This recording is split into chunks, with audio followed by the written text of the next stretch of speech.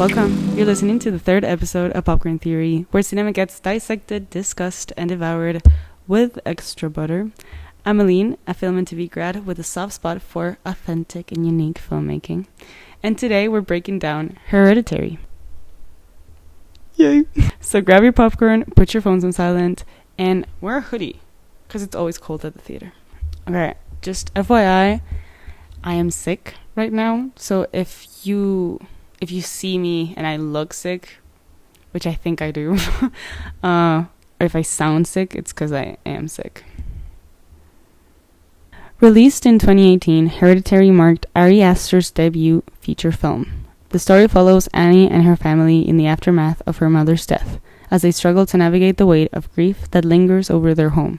But as the film unfolds, that grief doesn't just remain emotional. It manifests in ways increasingly tragic, relentless, and terrifying, pulling the family into a cycle of loss they cannot escape.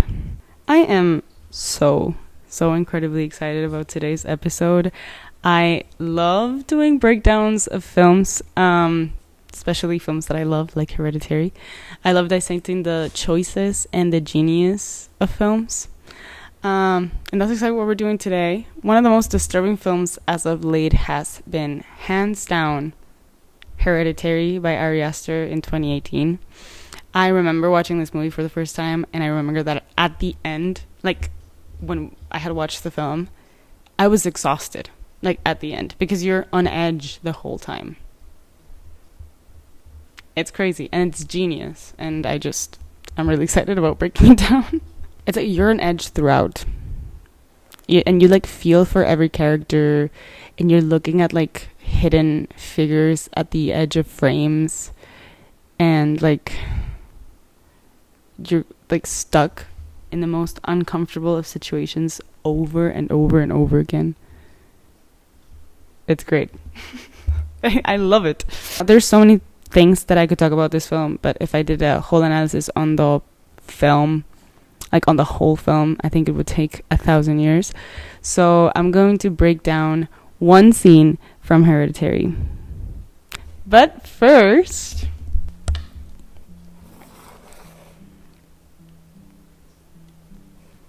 who's excited?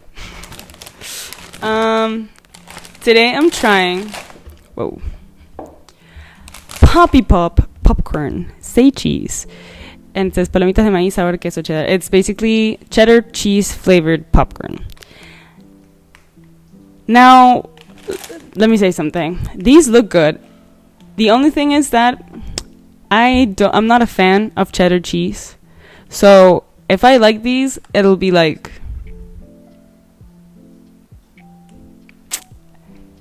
it'll just be a surprise. If I like these, it'll be a surprise, definitely.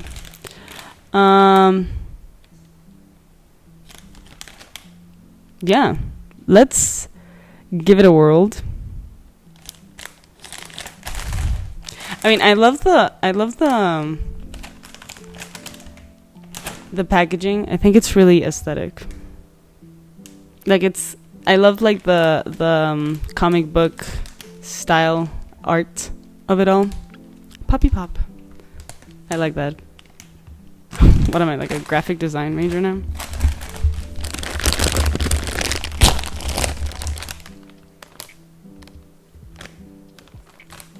Oh my god.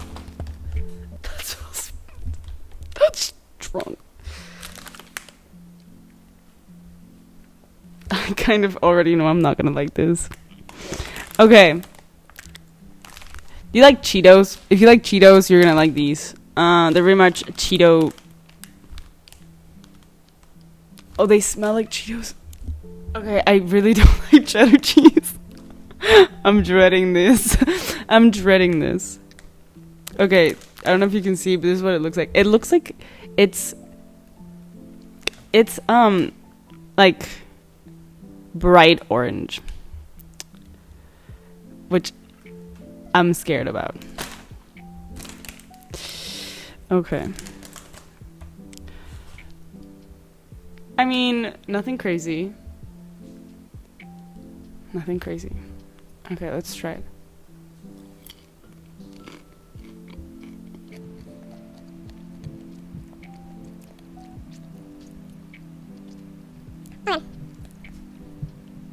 They taste like Cheetos, but popcorn. That's what it tastes like. If you like Cheetos, you're gonna like this. I don't like cheddar cheese. I don't like cheese flavored things.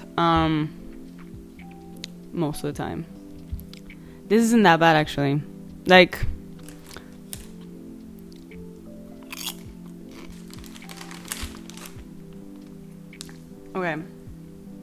okay. This is what I'm thinking. The fact that I don't like cheddar flavored stuff means this is really good, because I thought I would hate it based on what it is. I don't hate it, but also it's not my preference. It's really not.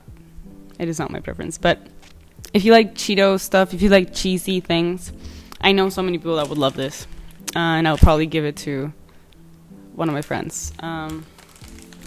But yeah, my sibling would love this.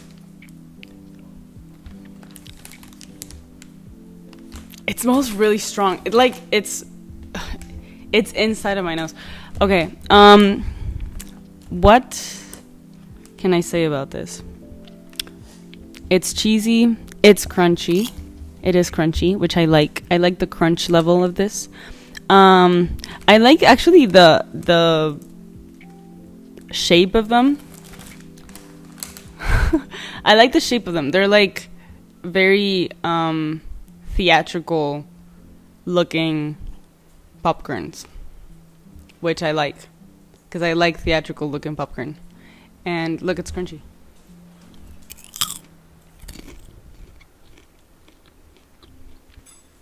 I'm gonna give these a 2 out of 5.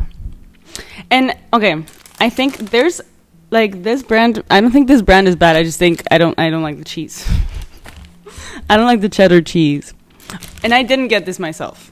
Just be aware of that. If I would have gotten these, I would probably gotten a different flavor, and they do have different flavors. So I might try a different flavor from this popcorn. And when we have like a sweeter one, I think I'm gonna go for those. But yeah, I mean, if you like cheddar flavor things, if you like cheese flavor things, if you like Cheetos, you'll probably enjoy this.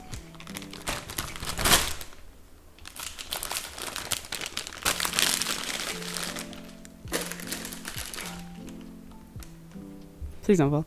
Oh my fucking god.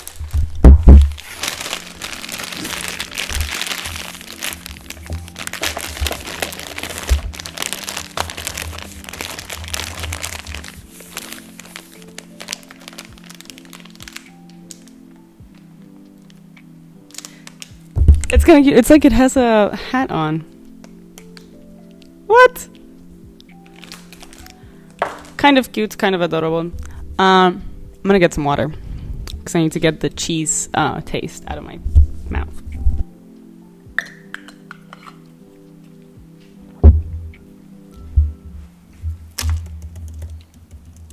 Okay, we're back. Now I am gonna break down one specific scene from the film.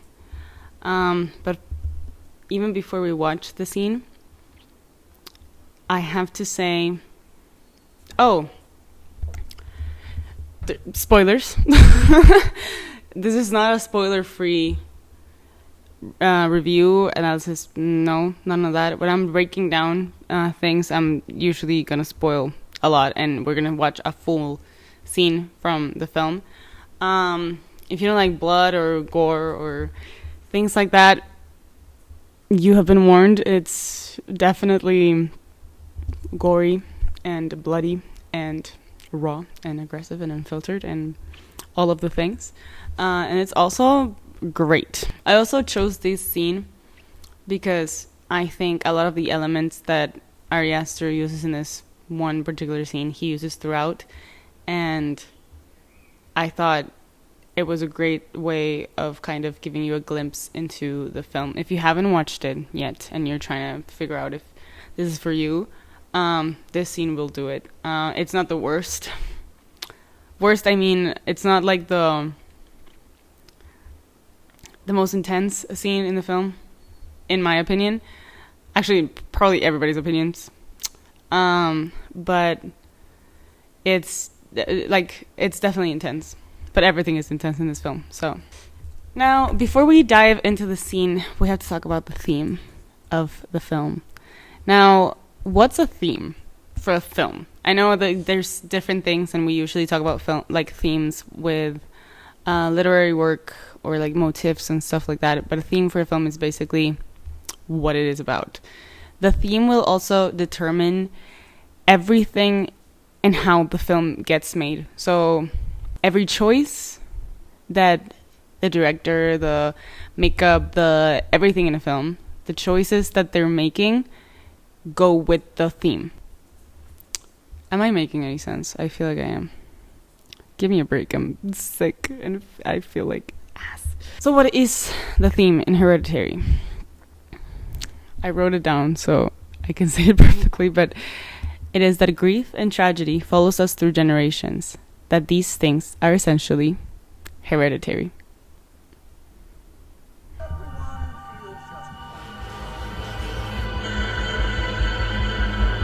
really, Agamemnon had no choice.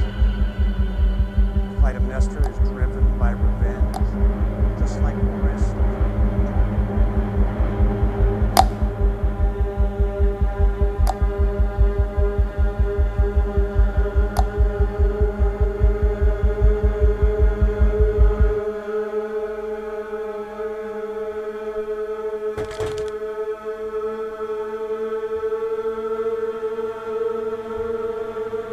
Peter! Peter, what's wrong? Peter, are you all right?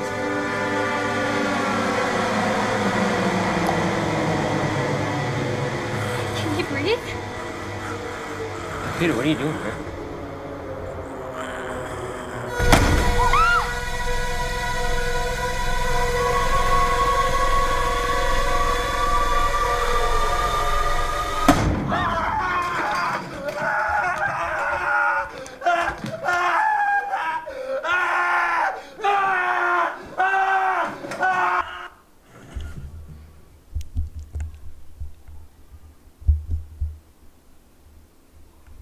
If you haven't, please watch the film.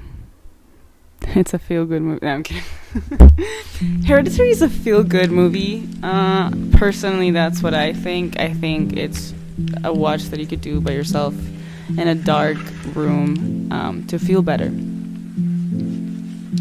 Now, imagine if... I think I would get sued. So in the scene, even though Peter is sitting in a classroom full of people and a teacher and everything, he feels completely isolated. Now, Aster does this through framing and through sound. We can't really hear anybody else. It's like their voices are muffled and we just hear what Peter's listening to. So it's completely subjective. The scene starts completely subjective. We are in with Peter. We are isolated with Peter. And he is separated from everybody else, and so are we. Then comes the clicking. The clicking, if you haven't watched the film, the clicking is significant. I mean, how do I explain this without giving too much away? The clicking is we associate with Charlie, one of the characters, or with the spirit itself, the hunting spirit itself. And it feels like it's closing in on him. We hear it. ¿Quieres salir? Sorry. It feels like the clicking is getting louder and louder and louder, and it's getting closer to us, and it's getting closer to Peter. And as the clicking's getting louder and louder through sound, the camera's getting closer and closer to Peter, basically locking us in with him. This builds tension, of course, and it literally signifies what's about to happen. Now, when the possession takes hold, we notice it first through his posture. His body no longer his own, but the perspective shifts suddenly. We're not with Peter anymore. We're forced to watch through the classroom's reaction to his breakdown. This is interesting given that we start off completely subjective, and then as soon as Peter's not in control of his body anymore, we're not there. We are outside of the body, still in Peter's mind, let's say. Because Peter doesn't know what's going on, he's getting possessed. we don't know either at first. So I think this was really a smart choice from Ari Aster to see what's going on through what the classroom is experiencing. And these choices, even if you're watching the film and it's not something that you're processing at the moment, you're not processing like, oh, we're not subjectively Peter, so we, the perspective, the POV changed for the classroom because he's getting possessed. It's not something that you consciously think about, but your subconscious understands it and processes it, so it works the same way, which is interesting. It's something that you should look at when you're looking at pictures, if you want pictures at films. Moving pictures. Now, when we finally see what's happening to him, the effect is extremely chilling. The Dutch zoom, the physical performance, the makeup, it all works together to show us something completely unnatural. A body that is overtaken by something that it can't control. Now, the sound at this point is tense and very strong. And it leads up. It comes, like, it builds up and it leads to silence for a second. And then, bam, he hits his head on the desk. And that sound, that how we're watching it, everything, we don't cut away, we don't shy from it, it's not hidden. It is aggressive, raw, and unfiltered. And that is through sound and through what we're seeing at the same time. There's no background noise, there's no nothing. We are just hearing him literally bang his head on the table.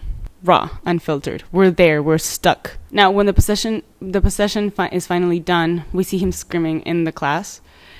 And some people would cut away right there, make it shorter. But we don't. The scene lingers. It lingers, keeping us stuck with Peter in this situation. We cannot escape, and neither can he. Now, Ari Aster does this throughout the film.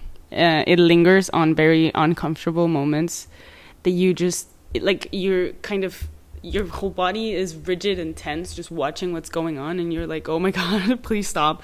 And he doesn't do that. He lets you sit in it, being tense and on edge on really uncomfortable situations. He does this throughout, and it's so effective in making us feel uncomfortable and putting us into the film. Like, I'm completely invested throughout the whole time. Why did I choose this scene? I chose this scene because all the elements that are employed throughout the film, making us feel uneasy, stuck, on edge, and everything, they're there. They're presented in this scene. And it's such an interesting performance from all the characters, from all the acting and story, given that as soon as we start... Okay, so usually in films, especially in, like, suspense or thrillers, we usually start with a mundane life. Like a family moves into a new house. A character wakes up in his or her bed, and things like that. It's very mundane, and then something or someone breaks that, and then that's where we start unraveling what's going on, or like the unnatural thing starts happening, the haunting, the murder, the mystery, In Hereditary, that's not the case. We start already with tension, and we build to a climax at the beginning of the film. And then we're stuck there, on edge, with a bunch of tension throughout the whole film. We're completely stuck in that nervousness and stress and everything. And it's not an easy thing to do. Maintaining that for this long, for a whole film, is not an easy thing to do, and he does it so well in his feature film. I mean, he had done short films before this, and if you've watched his short films, man, Jesus Christ. Yeah, I don't even know what to say about that. Ari Aster does something that I call the magic of suspense. He employs it incredibly well.